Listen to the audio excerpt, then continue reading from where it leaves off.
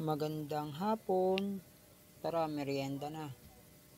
Sabayan natin ng kape at biskwit para magaan yung pakiramdam at swabe sa pakiramdam. At yun bang black coffee tapos no sugar, tapos merong Skyflex, pero hindi Skyflex yung nakailigan ko eh.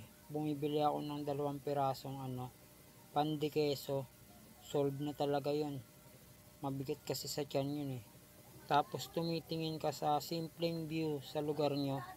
Tapos may mga kabataan na mga maliliit, yung mga naglalaro ba, di ba? Ang sarap bumalik sa pagkabata pagka ganun yung nakikita.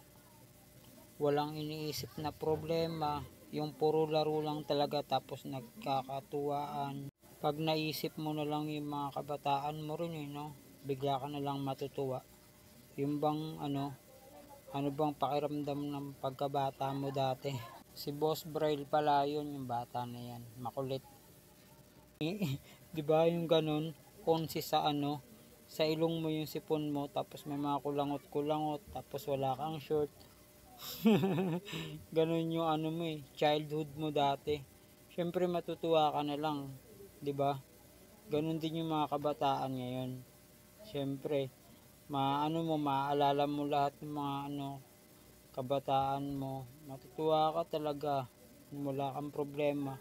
Tapos maliligo ka sa ulan, magtatampisaw ka sa kanal. Tapos yung matitibo ka, bigla kang sisigaw ng nanay, tatay, gusto kong tinapay, ate, kuya, gusto kong kape. At ang gusto ko ay susundin mo. Siyang magkamali ay pipingutin ko. 1, 2, 3, 4, 5, 6, 7, 8, 9, 10. Halos ganun yung mga usong laro dati, 'di ba? Yung bibilang pa.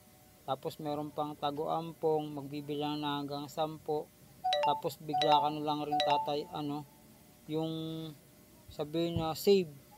Yung nasa tabi mo lang, madaya yung kalaban mo, 'di ba?